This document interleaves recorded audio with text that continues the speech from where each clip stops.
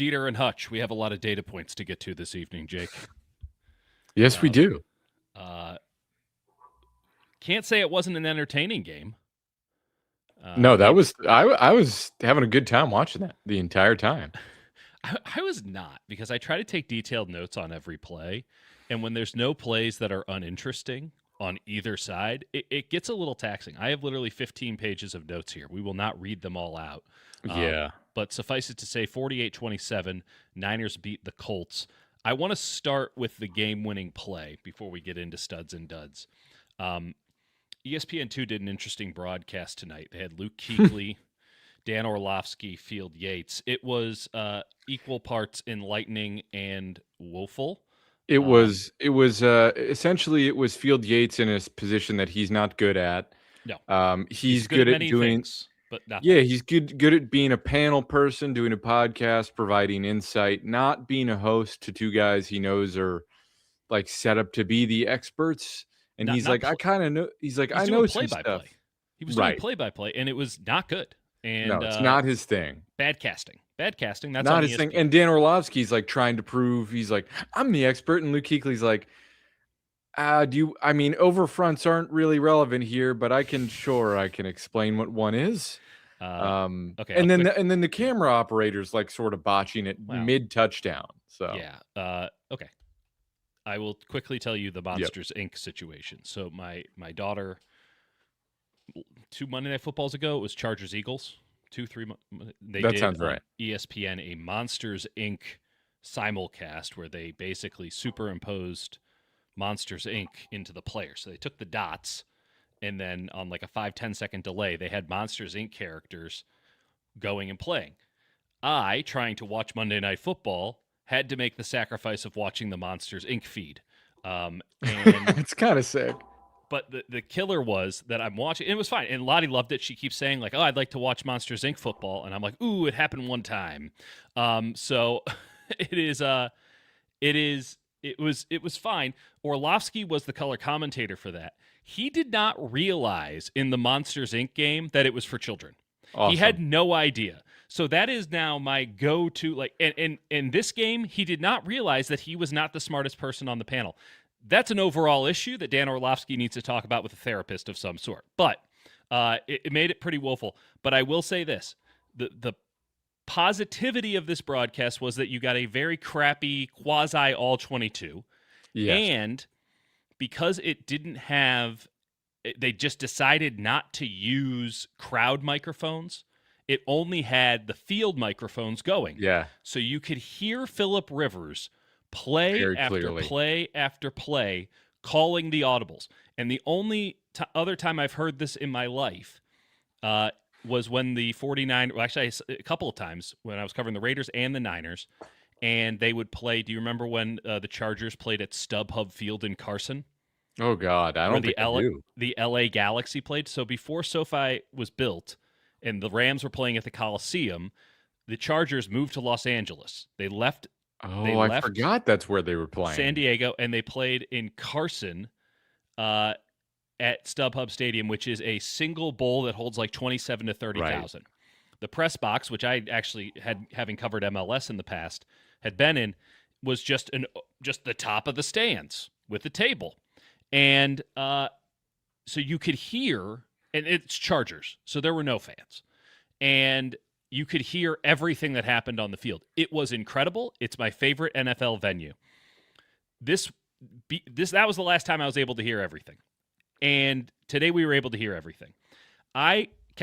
This is the other thing. I kept copious notes. Yeah, by the way, just real quick, Dieter was like, I'm so glad I tracked every single audible. I heard from Phillip Rivers, and I went, what did you say?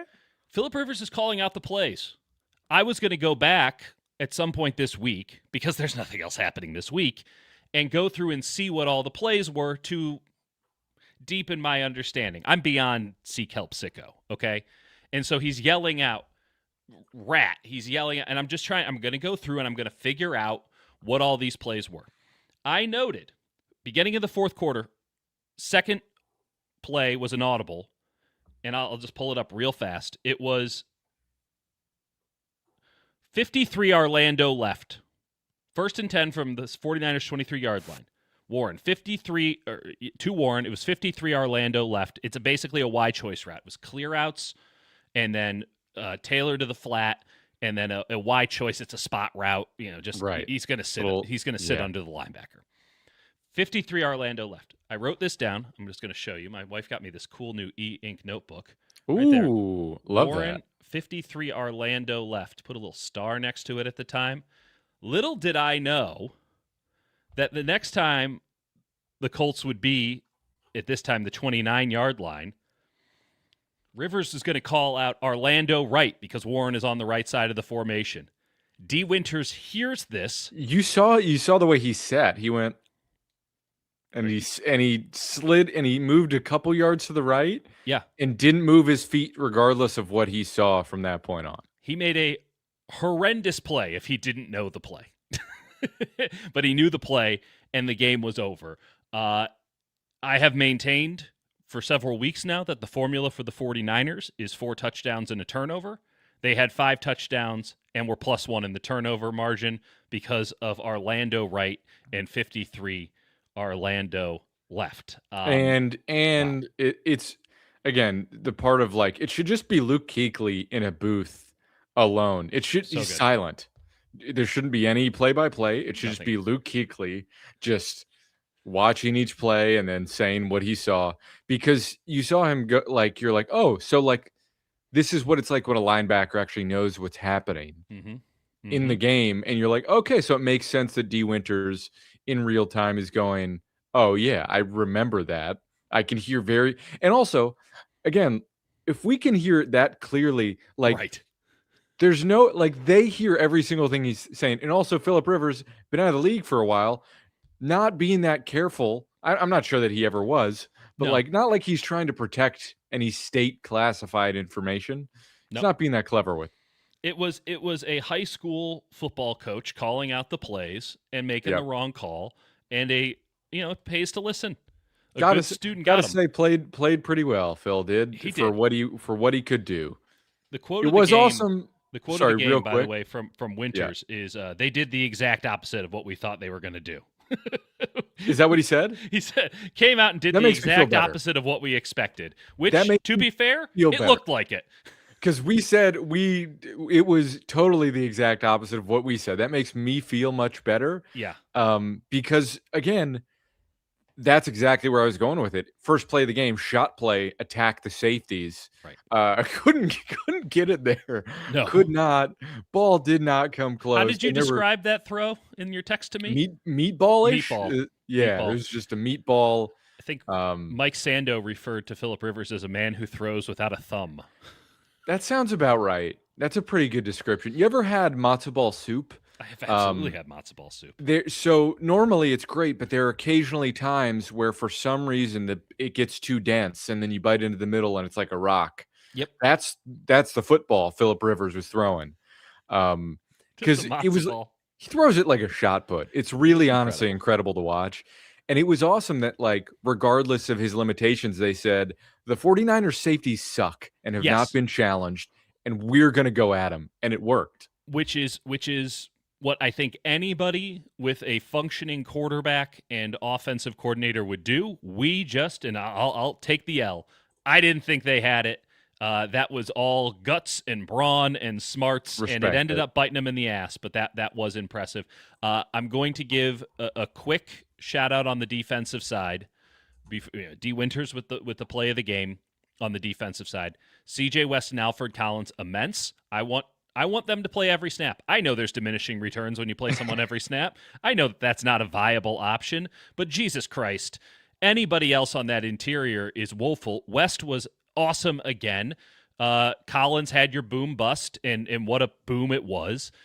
Those two are awesome.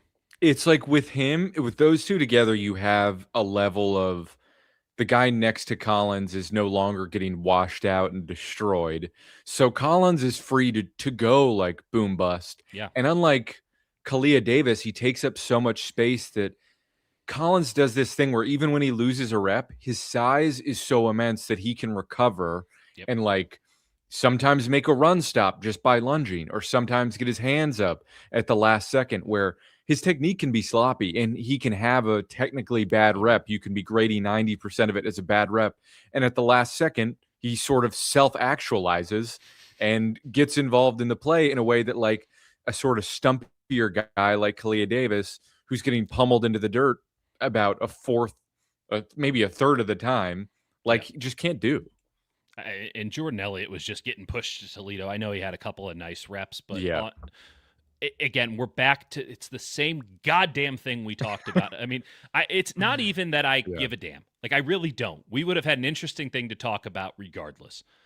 But it's like, holy shit, how many times can I come on this channel? How many times can I write that Kalia Davis, I'm sorry, well, him too, but fucking Jordan Elliott is getting hit with duos and is doing nothing to stop it. Like, what are these reps where they're like, we need to keep Jordan Elliott on the field?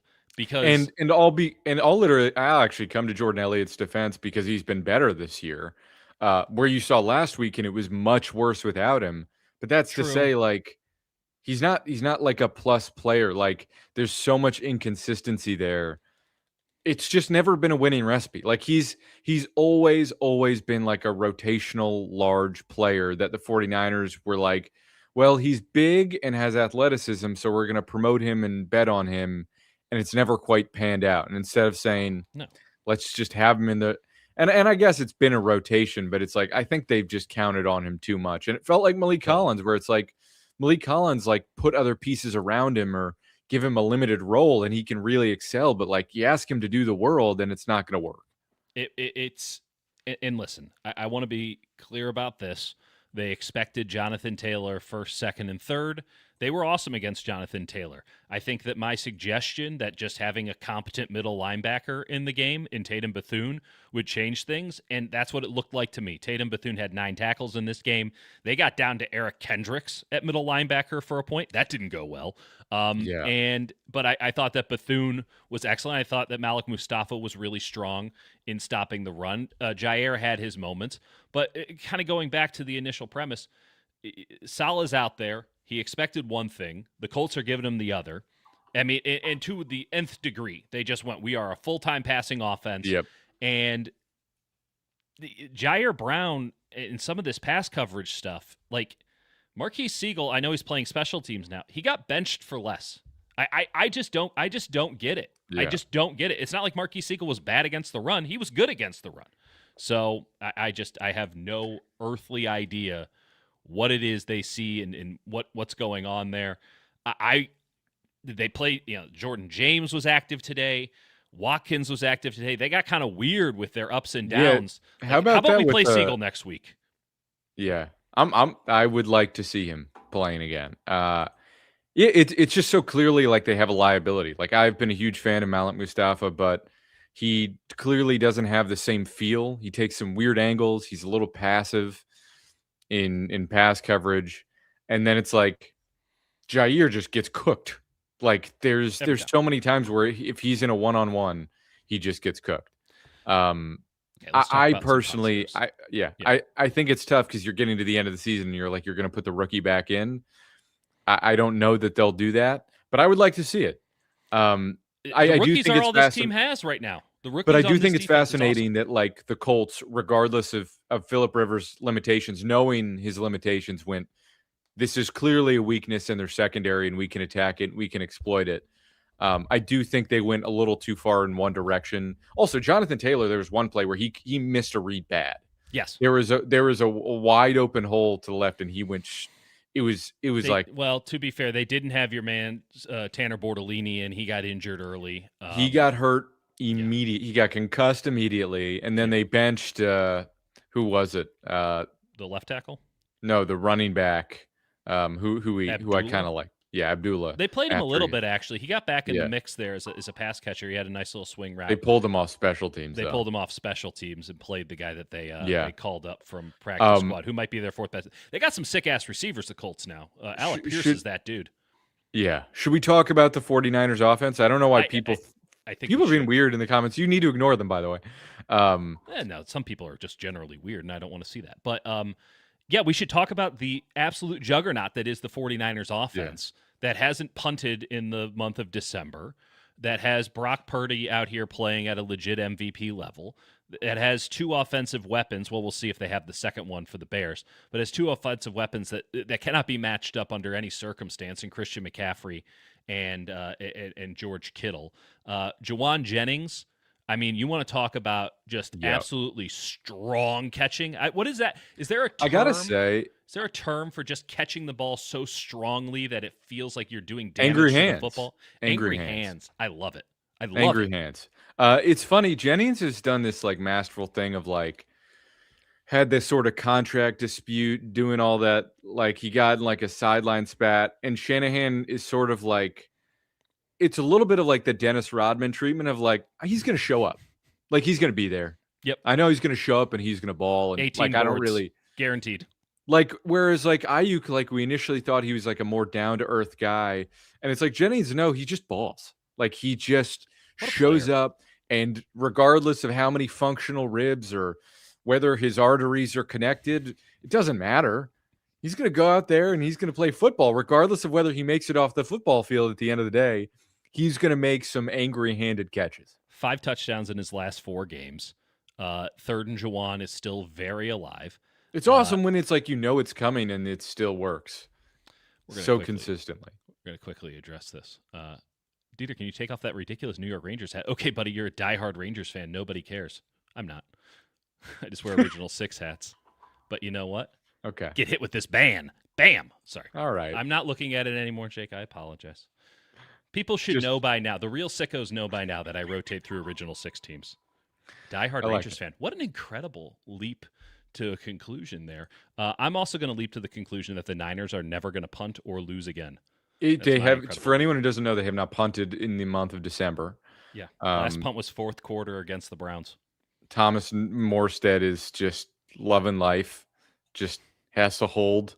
By the way, Eddie Pinheiro almost. Thank you. Holy Impossible shit. not to talk about for that. A guy that like when they put up the graphics, they're like his range is 54 yards. Not anymore. Not with a K-ball. Not indoors. Incredible. Jake, what did I tell you? Year of ties and 60-yard field goals, and those ties have not come through. I thought it would be 5. I was a little too hasty on that. We almost got another one with the Bears-Packers game, except for that throw. But there have been a lot of close ones, a lot of ones that looked like they could be a tie, and boy, have there been a shit ton of 60-yard field goals. That is as close as you can get it without making it. I think you should get a point. That if Kendrick Bourne, and I'm not actually blaming Kendrick Bourne, I'll blame him for plenty, but like he sort of went out backwards, and if he goes out like a little bit, if he goes out even a yard forward when he makes that catch, or tries to get upfield, which I don't blame him. Ball out. Just stretch that ball out. Yeah, and like he could have got a couple extra yards, and I get it because he's just trying to get it balanced quickly. I'm not blaming him, but like just thinking about it, he needed a foot. A foot. Who knew that Eddie Pinheiro? I mean, I don't think even Kyle Shanahan truly knew that Eddie Pinheiro had 64 No one kicks a ball straighter. I don't know how he does it, and I must assume that like he's kicking it differently than most because there's no wiggle. It's like always in a straight line every single time. God, I wish my drives on the golf course looked like that. Like $15 million extension after the season. It's his only missed field goal, and it was by far his coolest kick of the year. It was incredible. That's so sick to be like, I made every field goal except for a 64-yarder that was inches away from going in. And not just that, and this is why I brought out the demonstration ball. Yeah. The ball hit square on the crossbar. It was dead middle of the crossbar and then hit dead middle in there. Like if it was an inch this way, it bounces in. Like it was. Again, I think you should get a point, and this brings me back to my main football point. You want to bring the Bring rouges. Thank you. I knew you were going there. Okay, I need to give a positive shout out. Left side of the 49ers line, and in particular, Jake Brendel and Spencer Burford. You knew what you were getting from Trent Williams, who was incredible against the Titans, and followed it up with another. By the way, performance. they did not get home. No. They did one time off the right side with I think it was a 6-man blitz, and that was the Luke Farrell 1-yard gain, which incredible. I mean what a play that will never be discussed again. That really could have turned this game. I gave him so much deference, but my God, what a dud of a signing. Well, not today. Not today. Without him, where would they have been? Jake Tonjes, just all he does is catch touchdowns. He rust well he died so he could live. That's also shout out Field Yates when Farrell got that ball off of the strip sack or whatever, and he's like, "Hey, here's Charlie Warner coming around." It's like Charlie Warner hasn't been around for several years. Might as well. Yeah. Might as well. Yeah, Charlie Warner probably give you more at this point. But the left side of the 49ers offensive line was incredible in this game, and you could just tell that anytime they wanted to move the ball, they just ran it left. Yeah, I didn't see Latu doing much, and that's again, it's funny just to have watched this defense and been like pretty confidently like, yeah, this is a pretty good group, and then the Niners truly pick them apart literally every single drive. Every single drive except for the interception, which again might have been tipped and also was this close to Kendrick Bourne catching it. Which really quickly before we talk about Brock Purdy, which is overdue, shout out Kendrick Bourne for having to do the money celebration, which I know he practiced every single day this week. That's right. Having to do it twice because he dropped the first one on what should have been probably the easiest catch of the season for him. No question. Just an all-time on-brand Kendrick Bourne move.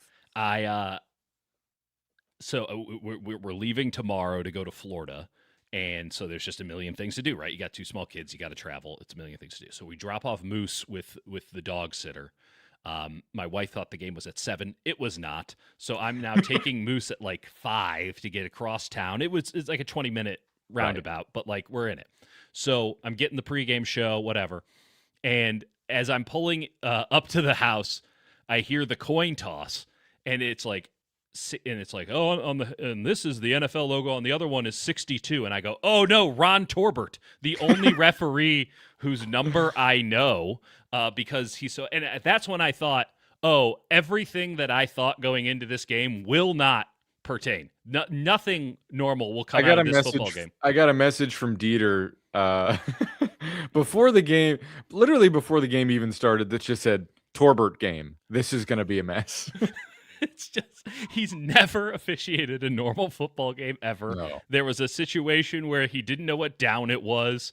It was just, he missed the Kendrick. It's just, his crew always sucks. It's just pray that the 49ers, I don't think they've had a Torbert game this year. Pray that the 49ers don't get a Torbert game in the playoffs, because maybe that crew won't make it to the playoffs, to be fair. But like, that man is the Twilight Zone of referees. You think just a brutal scene. You think that Hockley's kid is bad? Torbert, fucking Torbert. And it paid out. It paid out. That bet. Which brings us to Brock Purdy. 23 minutes in, best game of his career. I mean, if you ever thought we were just going to be direct and talk about the obvious thing first, you don't know the channel, and that's okay. That's fine. If you're new, genuinely welcome. But yeah, Brock Purdy. The obvious thing. 5 touchdowns. By the way, in case you're wondering, like his EPA on dropbacks was, I believe it was 0.57, which just for context, Matthew Stafford. I have 0.61 on. Yeah, that's per pass, but like just for dropback to standardize it was the same thing. 0.57 per dropback. Matthew Stafford, who's like the clear MVP. I know some people debate it, like has 12 more touchdowns than one of the other guys he's competing with. You're not going to get an argument for Drake May from me. He has a 0.2 EPA per dropback. So like 3 times that. 3 times that, which is to say Matthew Stafford during the MVP season, Brock Purdy was 3 times that average tonight.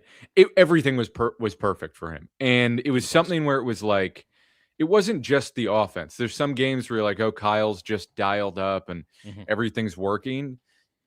Like Purdy's timing was right. He was surveying the field. He wasn't antsy. He wasn't patting the ball as much. Right. And the touch on it, like even the one that Kittle dropped in the end zone. Oh, that was a good throw. The ball to Jennings on the other pylon in the end zone. What a throw. His touch was like outstanding. They're just, I don't know what you could even really criticize. He was downright phenomenal. Is there a way that they can play all of their games from this point on, not in Santa Clara, but instead in domes? Because I'm starting to think that having perfect conditions might help Brock Purdy be a better quarterback. I mean, what was his last best game? Arizona. I mean, I wonder what he would have done in the Superdome in week 2, you know? I mean, it was just like it's funny because the existential question the 49ers face is like, all right, your defense is trash. Yes. But it is interesting because it's like at this point with the the young defensive tackles coming on a little bit, And having Stout has some real flash these days. That's who I was going to get to. They had the 2 defensive tackles are doing a little something, the rookies, and then you have 4 like interesting defensive ends and Bryce Huff and Keon White and Sam Okuanu and Yetur Gross-Matos, which is like, okay, that's actually like that's a group. It's not an elite group. Right. This team's going to still struggle to rush the passer, particularly because the defensive tackle group's iffy. But like that's a group of competent defensive ends. Sure. With Bryce Huff being above average and all those guys providing a little something. I thought D. Winters being a great linebacker. He's been Tatum really Bethune being able to fill. And it's like, okay, and your secondary is just going to be bad. Right? How much of this do you pin on Renardo not being there?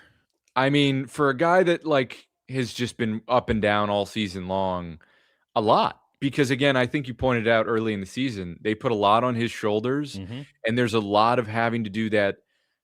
It's a really impossible task of having to do that thing where he trails like across the field on those dig routes. Yep. And it's just like it's a truly impossible position to be in. And you saw Luter get burned on it badly. And to be fair, Patrick Surtain can do it.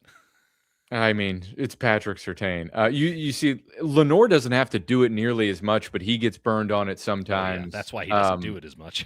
But yeah, Luter, and I will give Luter a little bit of the benefit of the doubt, just on that one where he got called for DPI. It probably wasn't. A bad call. That was a bad call. That was a bad call. But like, he's not good. No. He hasn't provided anything that makes you feel positive. And you go, oh, look, he looks like an elite corner in terms of size and just physically, he looks like a possibly great corner. And then there's just no sense, no ball skills. No, he's a great corner for a bygone era. If you were to run, you know why Gus Bradley loves him? Because Gus Bradley would have absolutely loved him 10 years ago when everyone could run straight cover 3 every single rep, which was just keep the guy in front of you. Remember Antonio Cromartie? Pretty much. I mean, like legitimately. But that's just not how you play corner in the NFL today. And wide receivers have gotten better. Scheme has gotten incredibly more complicated. And defensive scheme has had to match in its complications. And corners are the ones who are off screen, so we don't get into the nuance of it all that much. So it's never part of a popular conversation. Yep. But they're the ones who are getting thrown absolutely to the lions when it comes to these such a brutal job. It's a brutal job. Jake, I'm going to say it. Safeties are destiny. And now more than ever, it wasn't just that in the past, they were just your last line of defense. So if you had shitty ones, you found out pretty quickly. Now they have to be so multiple and they have to fill so many run lanes and they have to be effectively corners whenever they're one-on-one. It's more destiny than ever. And corners are having to play safety all the time and certainly you want guys who will crash the run game. I don't think you can have a good defense unless you have corners that tackle well. Like, the defensive secondary is everything in this day and age. It almost gets to a point where sort of philosophically you could be like, all right, we're not going to stop anything on defense. So we should take shots. We should be hyper aggressive. And I'm not saying that this is how I expect it to play out, but you can make a case that you should really study for certain tells on, obviously they do this, but I mean, like, really look for plays where you can jump passing lanes and be hyper aggressive and say, we're going to play for turnovers and not to stop anyone. Do what D. Winters did today. Just don't do it without having the other team tell you the play before it happened. By the way, watch him. He was flying. Like he was phenomenal. And I know we briefly mentioned Upton Stout, but like that was one of my notes early is he had 2 like genuinely elite nickel reps on Josh Downs, who, to be fair, looked like he was sort of phoning it in, sort of Cabo mindset in this game. But he's a player I really like. Like, he's a really good player. I don't remember who he squared up on. I think it was a touchdown. He inside-outed somebody in the slot. He's a nasty little player. He's really good. Alec Pierce is so damn good. Pittman's a good receiver. Like, it's Warren's really good. It's like they have all like B+ receivers. I mean, Pierce might end up being an A. Like, Alec Pierce might, and I hate to do the white guy thing, but he might be the full end manifestation of a Ricky Pearsall. Like he's really, really good. And the Yeah, people who I trust to break down wide receivers, Jair Brown's lunch money. Truth. So imagine if they had a quarterback with a thumb. I guess they did. It was Daniel Jones, and people were saying some outlandish shit about Daniel Jones earlier this year. By the way, Jonathan Taylor, his last 4 games, I'll pull it up here, going into this one. And this is why I thought it rather weird that everyone was so concerned about Jonathan Taylor coming into this game. Last 4 games, so he had 244 against Atlanta and Berlin. A big chunk of that, I think like 150 yards of that, came off of plays that would have been whistled dead today because they just did not do forward progress today at all. They just whistled that shit dead immediately. Yeah. They probably heard me on KMBR this morning at 6 a.m. being like, Jonathan Taylor, he had like 2 plays that should have been whistled dead that turned into like an 83 and a 70-yard run against Atlanta. So if you just tackle better than Atlanta, which is a very low bar, you should be okay. Last 4 games coming into this one, 3.6 yards per carry, 4 yards per carry, 3.5 yards per carry, 3.5 yards per carry. Today, 2.9 yards per carry. I was not impressed. Again, I mentioned the one play where there was a hole open and he just ran into the back of his offensive line, and not having Bordellini's a big part of that. Yeah. And again, they didn't get him in much of a rhythm, but like he doesn't look anywhere near as explosive as he did early, or like he's seeing it as clearly. Meanwhile, McCaffrey looks like he's getting every single yard possible. Just phenomenal. What's crazy to me is that this team, the Colts, is, you can, as we talked about on Thursday, you can run it outside on them. That their linebackers were gettable, the corners are obviously gettable. They put Cam Bynum as a single high safety. He's usually just kind of standing there waiting to stop the run. And he was standing in the right spot today for the interception, but like he didn't move. He just stood there and the ball found him. But when you had Grover Stewart and then you add DeForest Buckner and forgive me, I forget the big 98. I mean, just absolutely massive dude. They have a couple just absolute hosses on the interior. Big defense. You can't run on the interior, except the 49ers are like, you want to bet? They ran inside zone well today. Even Brian Robinson ran inside zone. Again, the Colts defense, coming into this game, teams run 60% outside the tackles, more than any other team in the league. And the 49ers just really, I felt like, and maybe the tape will say something different, but I felt like they had a really balanced run game. Yes, inside and outside. And I mean, literally everything they dialed up worked. Genuinely everything. 3.4 yards per rush on inside zone this season for the Colts. And today I saw a 24-yarder. I saw an 18-yarder. I saw a couple 10s. I saw Brian Robinson break an 11-yarder. I was just going to mention, how about Brian Robinson not being a negative player? He doesn't have to be great. Just be okay. He had a really nice move on this one, so it's not fair to say that he only gets what you block for him. But I'm going to keep saying it because I don't feel like the narrative has properly shifted. Like this 49ers offensive line is whooping ass right now. I've always maintained that this is a second, and every time I talk to the offensive linemen, they never agree with me. They don't agree? They sort of go, they don't, there's never like a straight answer, but I always feel like they are second half of the season offensive line. Yeah. Where it's a group and it's a scheme that's predicated on timing and rhythm, and there's just reps. And because the preseason has changed and because you don't get a lot of live reps, it takes longer for it to all click. And the amount of runs, and you hear it so much in press conferences from Shanahan, from offensive linemen, and they go, well, we were actually 1 or 2 blocks away, and it takes time, and eventually you get there. And it doesn't all hit, but you go from having like 3 or 4 guys missing an assignment to having 1 or 2. And that's like out on the edge, turning it from like a 9 or 10-yard game into a 70-yarder.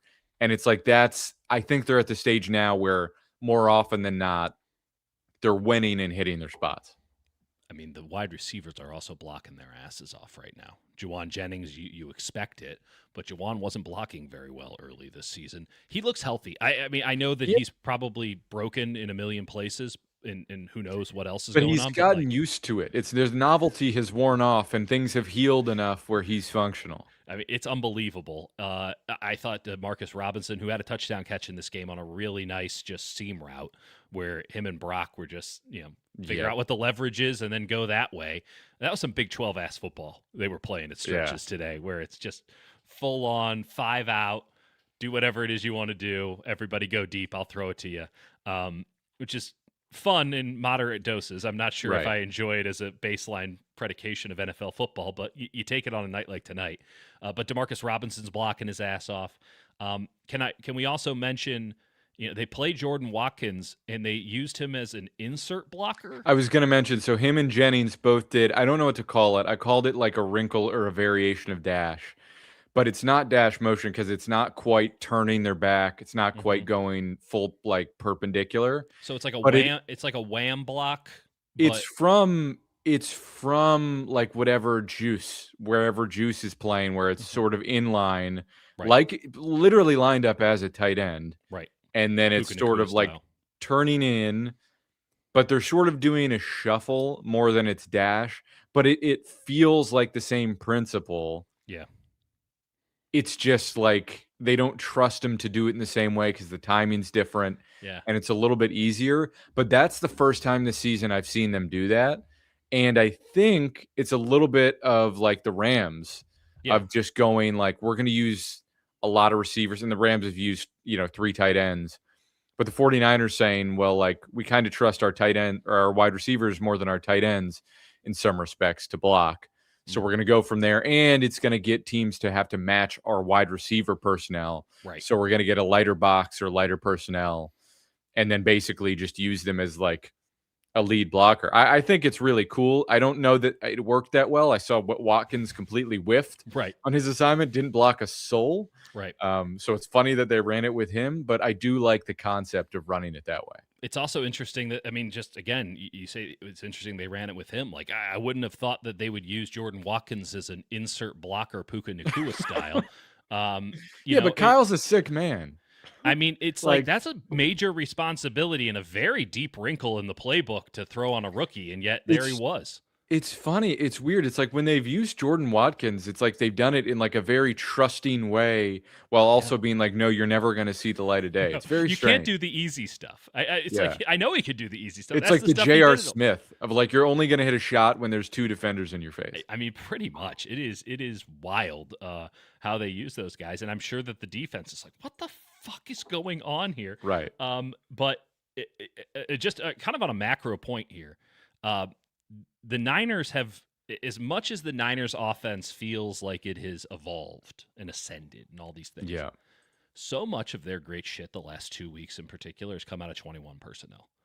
So as much as it feels like this is like a juggernaut that we've never seen before, it's just a new wrinkle on the same old stuff, which is the genius of Kyle Shanahan. It really is. He's found a way to take his offense and merge it with a Big 12, Iowa State, Arizona high school football spread, and do it with 21 personnel. Find a way to get Kyle Juszczyk to be not just in there and being a chess piece, but be like an actual impact blocker. Who looked Kyle Juszczyk was awesome.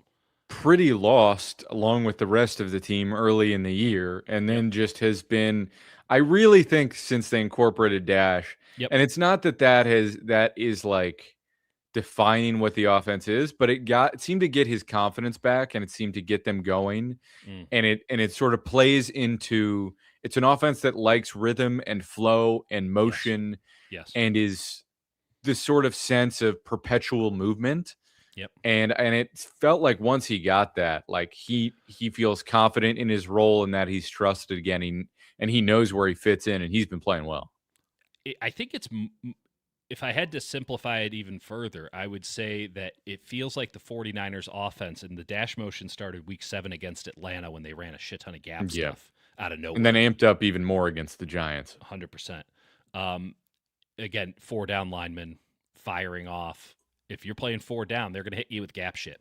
And they did that again today. I thought that there were a couple really nice pulls, but it was mostly, fullback lead stuff like that.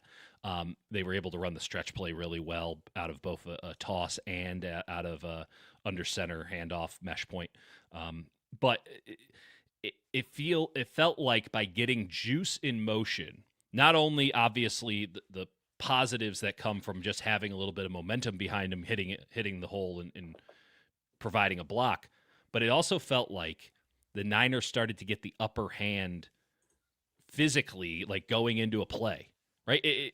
something that we had talked about a lot was it felt like defenses had caught up to the Niners scheme in a lot of ways. Their scheme hasn't really changed. It's obviously there's new wrinkles and stuff, but nothing crazy. It's not like they're running a completely different offense. Again, all their good stuff's coming out of 21. But by having both, Kittle and Juice in motion as opposed to a Deebo Samuel or Ricky Pearsall or a Jawan Jennings, it feels like the defense is having to respond as the ball is being snapped, whereas the Niners previously, going up against those chaos defenses they had such troubles against, and I don't think they do anymore, they were the ones having to respond as the ball was being snapped. And I just think giving them that mental upper hand has been huge. Yeah, it feels like they're dictating the terms of engagement. And when they were having to say, what are we seeing here on every snap, it felt like too much. It felt like there were certain points where Brock had way too much responsibility on his shoulders and they didn't have the pieces. And then he was trying to do it's sort of that vicious cycle of, well, this isn't working, so I have to like pull it all together, and then you put too much on and then you're not seeing it clearly because you're trying to take too much on your shoulders. And now it feels like they trust everything that they're doing.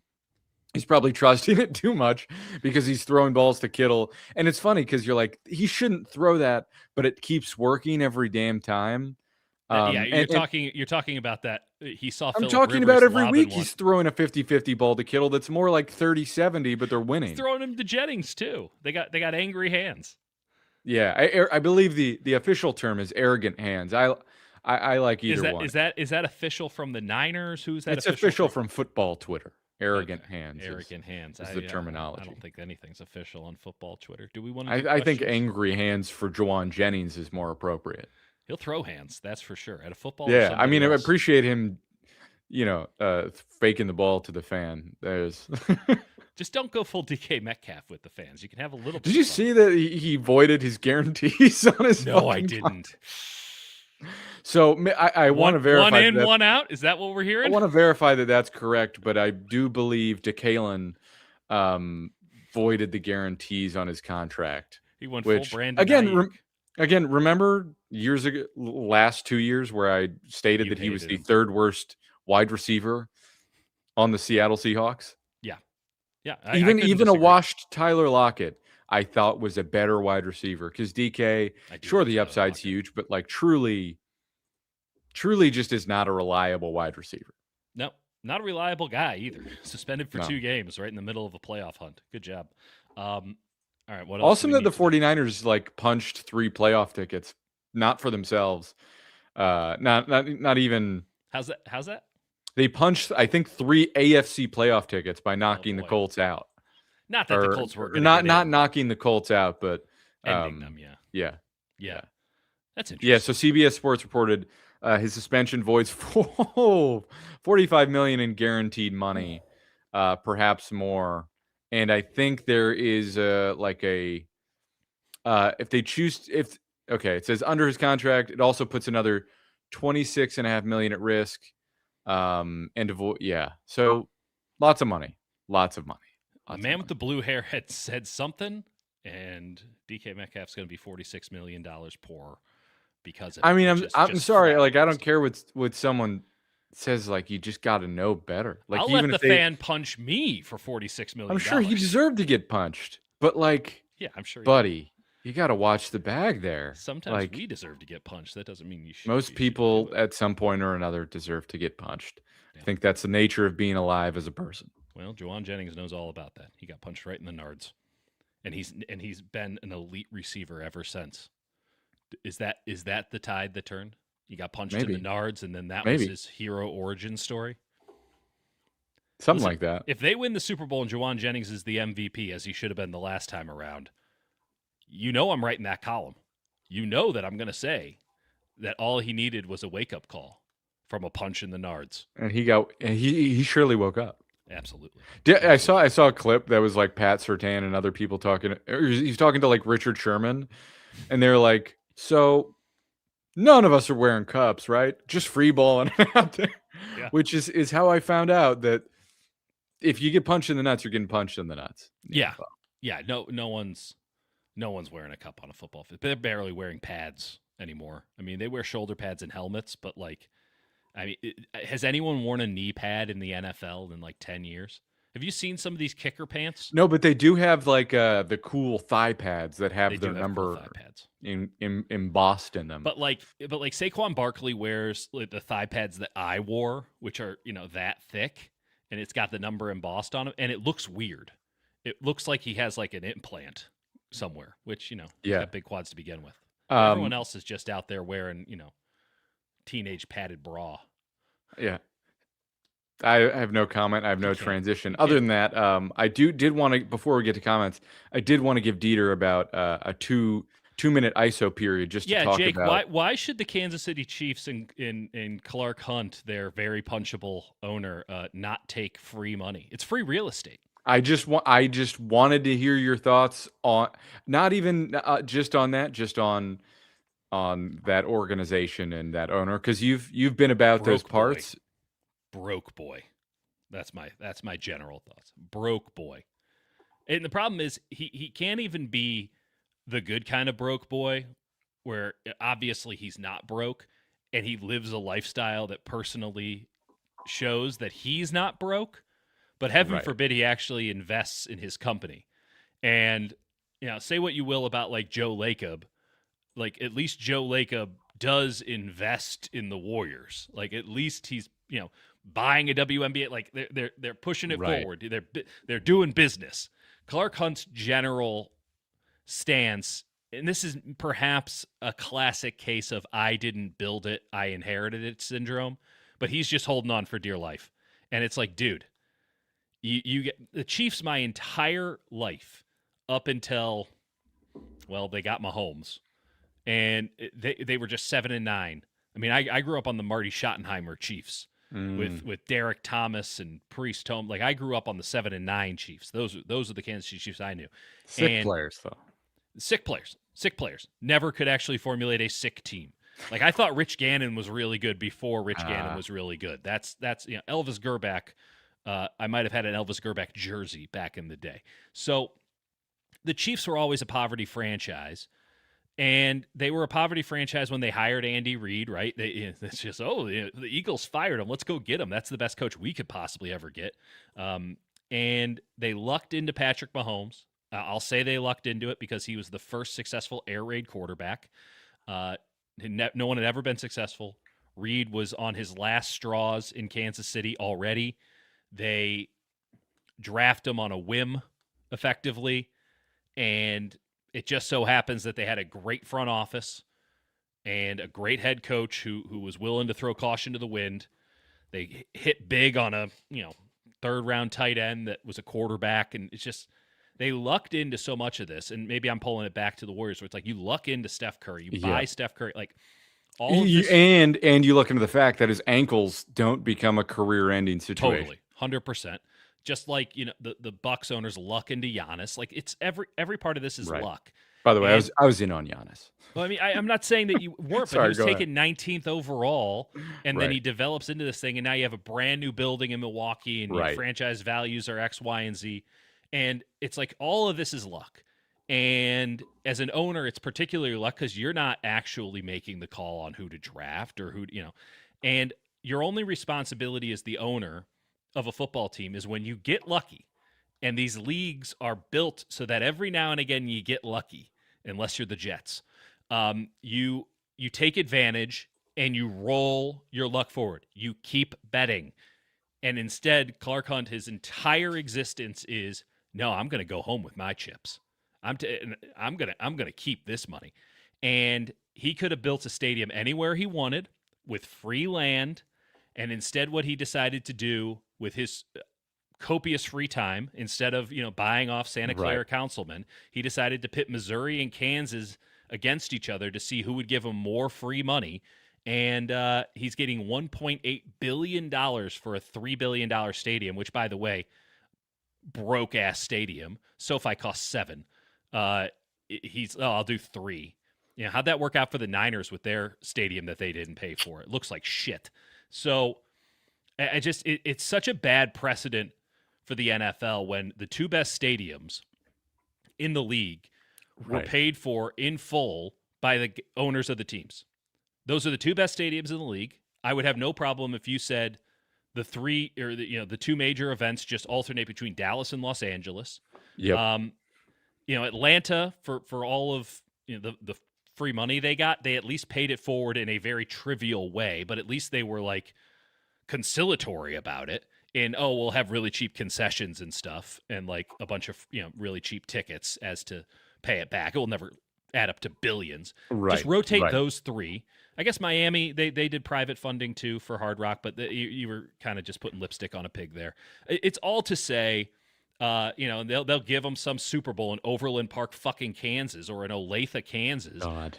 And it's like, dude, I have family that lives around there. Like, it's fucking brutal. It's fucking brutal. Yeah. Awful. Meanwhile, by the way, the Bears, who are run by Kevin Warren, former Big Ten commissioner, who is every day trying to prove that he actually does not know where his asshole begins and his belly button ends. Just like legitimately dolting it up on a day-to-day basis in incredible ways. I mean, Dave Cavell couldn't even imagine. Oh, man. Remember when we played golf with him? Yes, I do. Weird day. That was a strange day. By the way, played out of my goddamn gourd. I shot like an unfortunately, that's your good luck charm. You were. That's my. I needed to be surrounded out there by a person that I genuinely loathe. So I'm like Brock Purdy. I need the adversity. But meanwhile, the Bears are out here, and they're pitting Chicago against the suburbs. But neither Chicago nor the suburbs are all that interested in actually ponying up the money. So now he's like, I might move our team. We could be Indiana's second fucking team. Right. We'll move to Northwest Indiana. The Chicago Bears will be in Northwest Indiana, Shireville, Indiana, because that state will give us free money because we asked for it. Meanwhile, good luck getting food stamps or something. It's all just a goddamn crock of shit. And I think that all of these owners should get their comeuppance. Well said. Well said.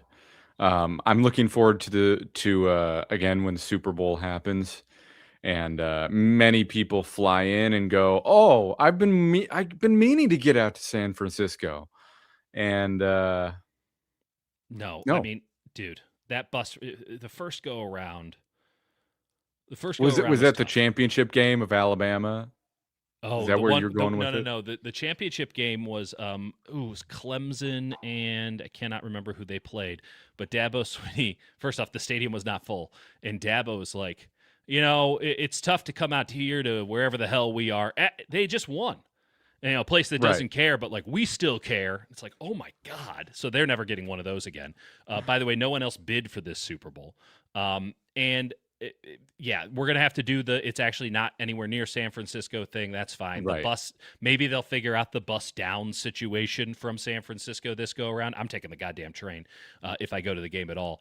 And suffice it to say, I don't think that they've actually done the things that they need to do to make that stadium Super Bowl ready. Like, it's still rusted. When you look at it from the practice facility, there's just rust stains on the white facade. Yeah, but it's good rust. It's good rust. It's the sort of rust where it gets stronger. It's like you know how that works? It's like Camden Yards. It's rustic now. Yeah. By the way, so does this team go to the Super Bowl? I mean, I listen. I mean, that's the question that I was asking earlier, that it's like you watch them in games like this where they basically say, fuck our defense. Yeah. We don't need a defense. Kind of. I mean, they kind of do. They kind of just need a couple plays here and there, which I think this defense is capable of that, of a couple plays here or there. I think they proved it tonight. I think that they might have everything that they need. What they can't do is have any sputtering whatsoever of their offense. Right. And they cannot have a game in which they're not plucky and opportunistic. Like, they needed both of their turnovers tonight. And they needed them at the exact time they got them. Because they played with a possession advantage for most of the game, and that mattered because then the Colts were constantly trailing, and it allowed the Niners to be in better situations, at least to call defenses. And then they get the game-winning pick. I mean, it was a 2-touchdown game, and after that interception, you're thinking like, oh, fuck. If the Niners just go 3 and out once, they're going to lose. They kind of need a defense, but here's the thing, like, that game was just generally weird. We were in the Torbert zone. They had Phillip Rivers out here just backyard football in it, and all the credit in the world to him. I got to put some egg on my face for thinking all the things that I said were true, but also fundamentally false. And I think this Bears game is going to tell us what we need to know, because Ben Johnson is going to be able to dial up in a more precise and efficient way exactly what he thinks the 49ers' weaknesses are, and he'll just attack them relentlessly again and again and again. And if Ben Johnson can put together a 40-point offensive performance with Caleb Williams, which I think is easier said than done, because I don't think highly of Caleb Williams at all, and I think less of him after that game against the Packers, despite everyone being, oh, what a throw. Yeah, but what about that throwaway for intentional grounding that nearly put him out of field goal range late in the fourth quarter, when he just panicked after a half second and threw the ball into the stands as they were in field goal range? It's like one of the dumbest plays I've ever seen on primetime television, but it's totally washed away because they got a single high look and he hit a really nice deep throw against the wind. Like, it was a great throw, but as a situational quarterback, he's woeful. They needed a miracle to win that game against a Packers team that was down their two best defensive players and their quarterback. So, maybe I'm not that in on Caleb Williams. That said, he could put up 40 against this Niners defense, and if he does, then the book is going to be out, and everyone's just going to read from that book. I mean, that's a team that's going to take shots, and they will not have great answers. But here's the thing. I can't tell you right now, Jake, that the Niners won't have a good defensive performance in that game. No, I can't tell you anything. The Bears are chaos merchants. Yep. The 49ers are going to put up points. I mean, I would bet the total for that game is in the 60s. Maybe that's insane, but no, yeah. We've been talking about that game as the Big 12 shootout. I just thought it was crazy that we had it this week too. And we might have it against Seattle too. I appreciate D. Winters saying that we weren't crazy, essentially, that it went exactly the opposite. No, they watched Phillip Rivers and they said, oh, they're not going to do anything with that guy. And then Phillip Rivers like, y'all want to fligging bet? I can't imagine what his shoulder feels like right now.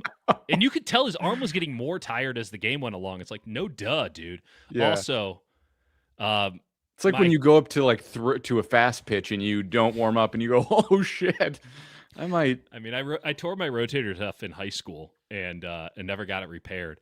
And I remember I was a buddy who works for the Colts now, actually, came out to visit me in Miami when I lived down there, and he's like, you want to play wiffle ball? And I'm like, fuck yeah, let's play wiffle ball. We're like 25 years old.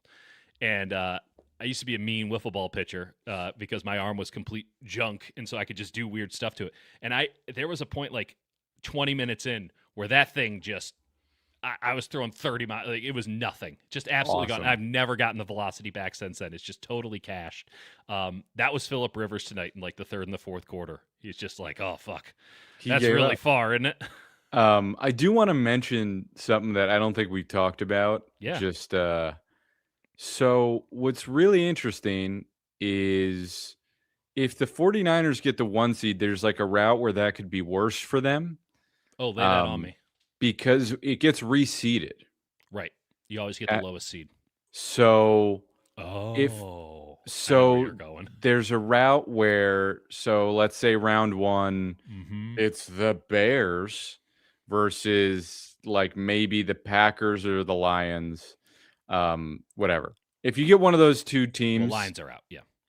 Or Lions are out. But if you get like the Packers, okay, you can beat the Packers. Yeah. But like if it's not them and the Bears were to win, you get the Rams or the Seahawks.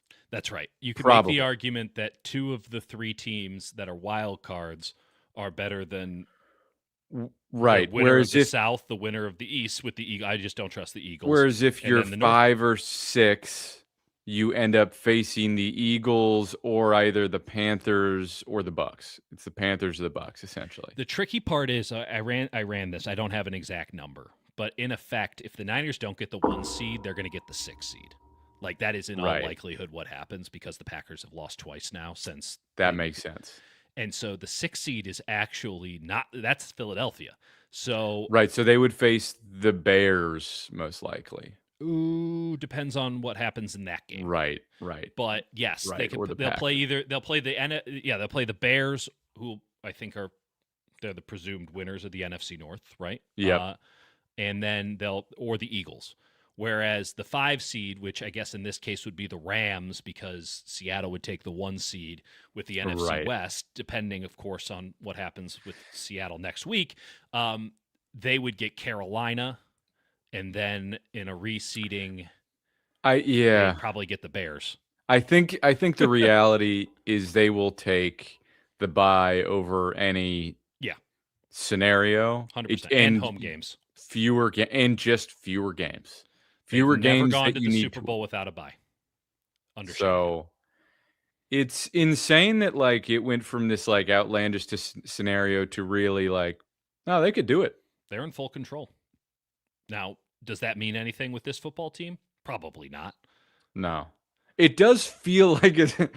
Okay. I'm not going to go 5 straight games, and I don't think anyone's confident that they're going to win another one. Not going to go tinfoil hat, but like do it. It's in the NFL's best interest for this thing to go to Week 18 for the number 1 seed.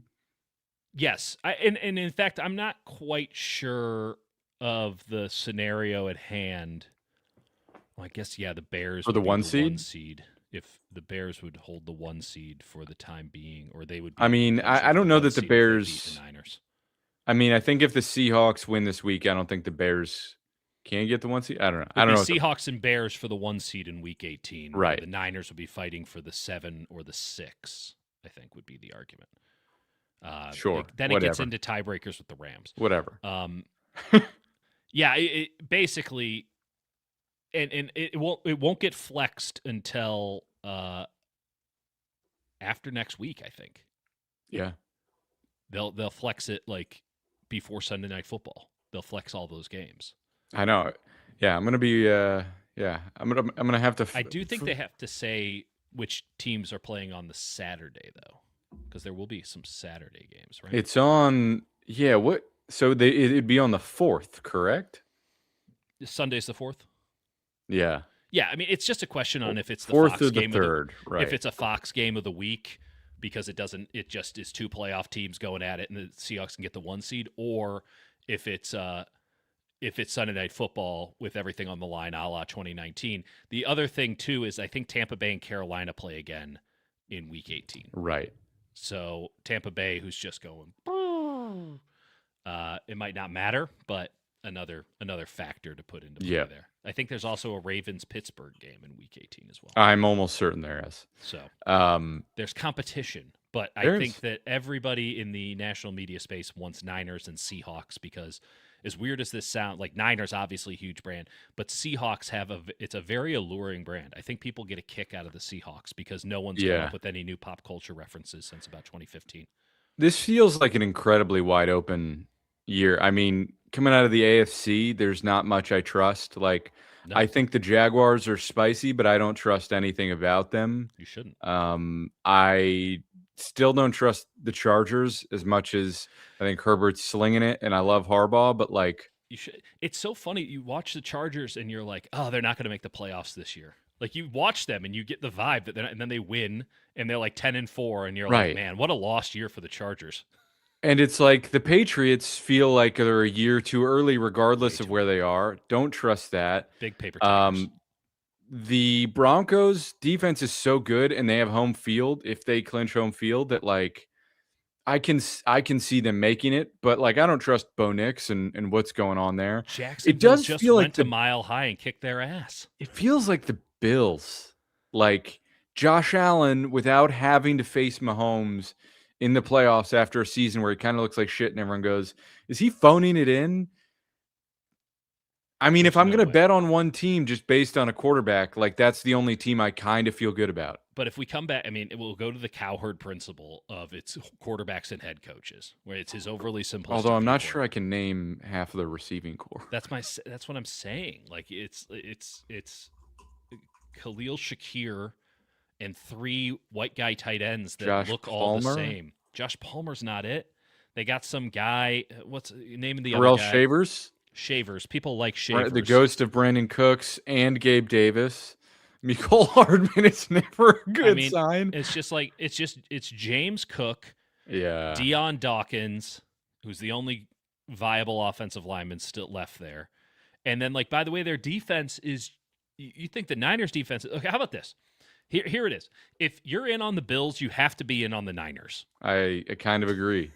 So if you're in on the Bills and you're going to make the argument for the Bills, I'll hear you out. It's wide open. They have Josh Allen, but it's like Josh Allen, James Cook, one great left tackle, and I'm looking at the Niners, and I'm like, okay, well, Brock Purdy's not Josh Allen, but like certainly his weapons are better than James Cook, Christian McCaffrey. I'll take McCaffrey every day, even though Cook is very, very good. Yeah, Trent Williams, Deion Dawkins, I'm taking Trent. They have a better offensive line on the whole, and then the other like Jennings, Pearsall, even Demarcus Robinson, I'd take all of those guys over anybody that they're putting out there. Kittle over all those tight ends. Hell, Ross Dwelly over two of them, and then you look at the defense and you're like, yeah, pretty much the samesies. Also, watch out for Houston. It might be Houston. It really might be. Houston's going to win whatever game they have. Whatever game they have round one, they're going to win.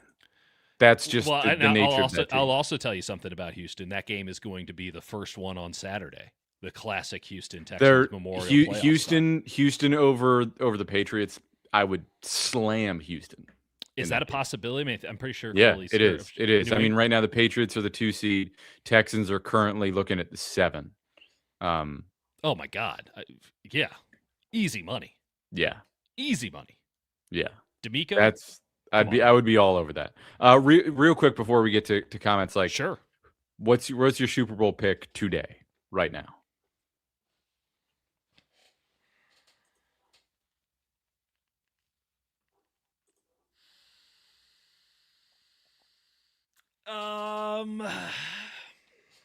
I can give you mine if you need a sec. Texans, Rams. I was going to go Rams, Broncos. Yeah, I buy that. I think the Broncos and the Rams are the only two teams that can make the argument on their best day. They have 2 top 5 units. I think the Broncos having if they clinch home field advantage throughout the playoffs is a fucking nightmare. Just with that defense and the devil magic that they play with, and Sean Payton probably. Yeah. Hey. Hey. I don't have to say it. He's got a bounty on you. He takes football seriously. Kevin James played him in a movie once. I watched that movie. It was awful. Can I give you the cursed Super Bowl possibility? Yeah, I love it. Yeah. The worst possible one? The worst possible Super Bowl. The worst possible one. Okay? Yeah. Possible. Okay. The worst possible one, unquestionably, is Eagles-Jaguars.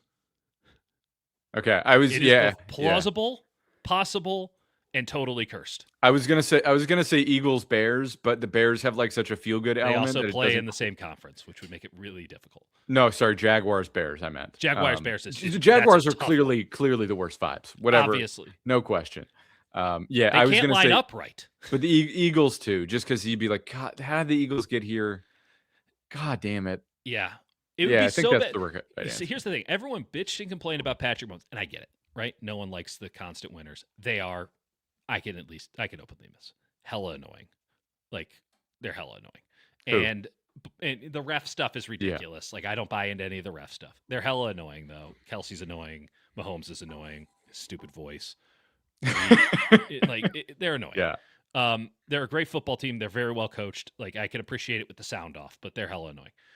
The Eagles are even more annoying. If the Eagles just take up the mantle as the team that's always there, like, what a downgrade. Because at least the Chiefs, when they're firing, kick ass. At least they're fun as shit to watch when they're awesome. And there's Eagles an inevitability where you're sort of the whole time like, oh shit, at some point this is going to happen. Right. And they can do it in cool ways. And they make cool plays. And the Eagles are just, everyone hates each other.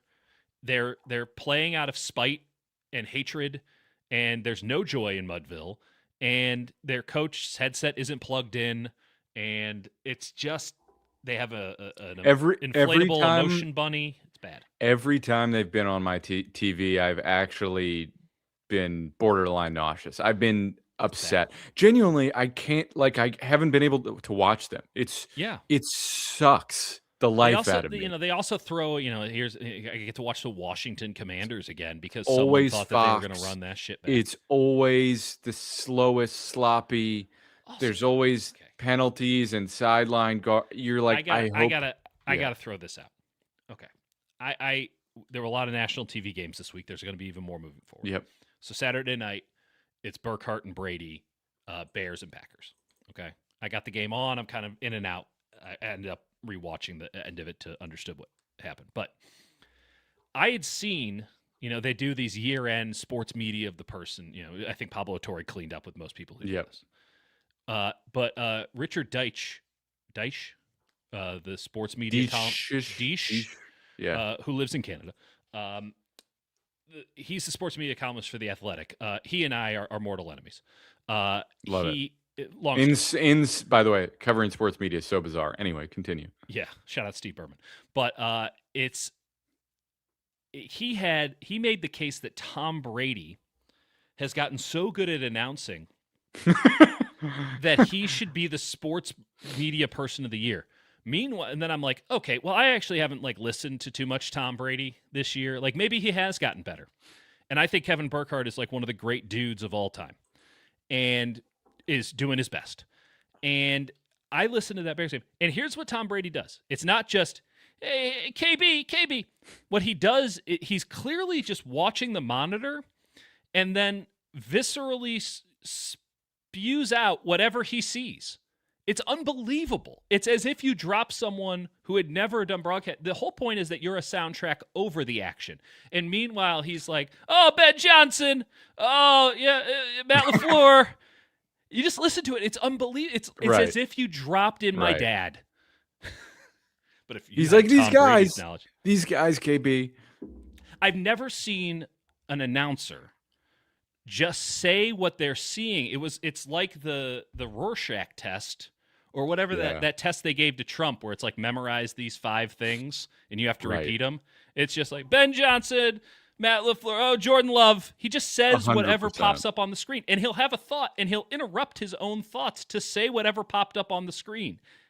But that's Richard Deitch's sports broadcaster of the year. It's a weird industry. The rivalry lives on. We're overdue to hit some comments. Yeah, are we ever? First, Tony, CJ West, baby. Should I have just repurposed the "We Have the Beef" probably thumbnail for this one? I mean, I thought about the emotion I felt. I don't think people, and maybe I just wasn't deep enough, but I don't think people understood that CJ West not only split a double team, he took a double team with him into Phillip Rivers and then sacked him. It was awesome. It's awesome. He's our beautiful, wide, deep boy. And you saw the hands starting to work. He's really coming along. He was getting pushed on the Alfred Collins strip sack too. He was getting pushed. Mm-hmm. Man, that's. I need John Gruden to break that down because got me feeling nicey. And then he does the bark at the end. Woo! That was good. Thank you. We have both watched more John Gruden content than we can ever tell the people in our lives about. Call him 53 Orlando Right. 53 Orlando Right. Break that down for you. Sorry. Oh, shit. Vice, people say Purdy isn't Josh Allen, it's a slight against Purdy, but is Allen throwing this many touchdowns a game? Maybe I haven't seen the numbers. He isn't. A few things. Allen doesn't have the weapons, doesn't have the coordination. He is in the schoolyard and he got put on the remedial team and he is just dragging him along. This is Cam Newton at Auburn. Right. It's also 2 fundamentally different styles of quarterbacks. Purdy will never have the physical talent, attributes, any of the stuff Allen can do. No, he's awesome. And no one should pretend he can. But they're both sick in different ways. Yep. Jose Martinez, if we had Bosa, Williams, and Fred, we'd be the favorites by far. It is wild. I think I would really expect them to win the Super Bowl if they had those guys. One of them. Let me be very clear about this. There is no better bet for the 2026 Super Bowl, and I'm not talking about the upcoming one. I'm talking about, I don't know where it is next year, than the San Francisco 49ers. This is their gap year. They're 11-4 with a shot at the 1 seed. But does it hurt? I mean, there's an argument that because they've been so ailed, it actually doesn't matter if they get through the playoffs and they have that short off season. But McCaffrey and Trent having to go through the playoffs, you could argue it's a real problem. I think you're willing to take the risk. Yep. There's a valid point. Jordan James activated today. Why? No one quite knows. No idea. All right, some other comments we got here. Someone said Jake don't eat rocks. First of all, I'll do what I like. Yeah. AI told him to. I should tell you, growing up, one of my, not my first memories, but those embedded memories where because you've heard it from your parents, you create one. Yep. There's like a photo. I was an enormously fat baby. Hard to believe, but I was. There's a photo of me just with a Snapple cap eating sand on Baker Beach when I visited San Francisco before I lived out here. Been there, and I was so fat that I kept eating sand, and my parents said stop, but I saw them laughing, so I kept eating sand. Yep. And I feel like that says a lot about my personality. It really taps into something. I'll keep eating that sand, folks. I'll keep eating that sand for you. You can kick sand. Jake's going to keep eating sand. That's right. Jim Jablowski. They missed Renardo Green out there. Certainly did. Yeah, the restraining order wasn't getting it done today. That's what I call Daryl Luter. He's the restraining order. He has to keep a safe distance. It's funny to go from. By the way, all right. Speaking of food, this one guy was commenting earlier that he's getting. I can't tell if it's a bit. Are we secretly sponsored by Tasty Cakes? I mean, have they looked at my figure and went, "Oh, they'll like this"? No, I saw in the comments a guy's like, "Really love the show, but can you stop with the Tasty Cake ads?" Huh? I'm getting a ton of them, and I think, buddy, that's you. I can't control your cookies or your Tasty Cakes. Well, don't talk about a man's Tasty Cakes. Moving on. Is that what Juwan Jennings said? Is that the thing you should never tell another man? That's probably what got Shelby Harris so upset. He's talking about his Tasty Cakes. Oh, man.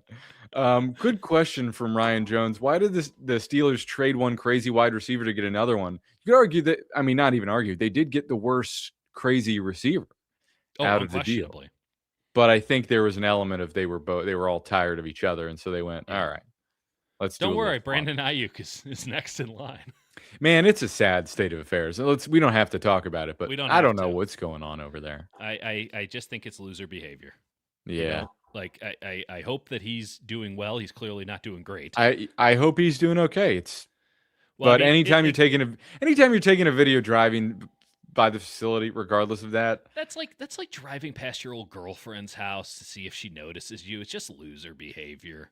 Like what kind of attention is that going to bring you? Like, what are you? You got to go analog at that point, brother. Like, go. Also, I know. Yeah. You have tens of millions of dollars. The weather in the Bay Area has sucked a fat one. Like, what are you doing here? You're not using the Niners as your rehab. You're not checking in. They haven't seen you in more than a month. What are you doing here? Go anywhere else. Get away.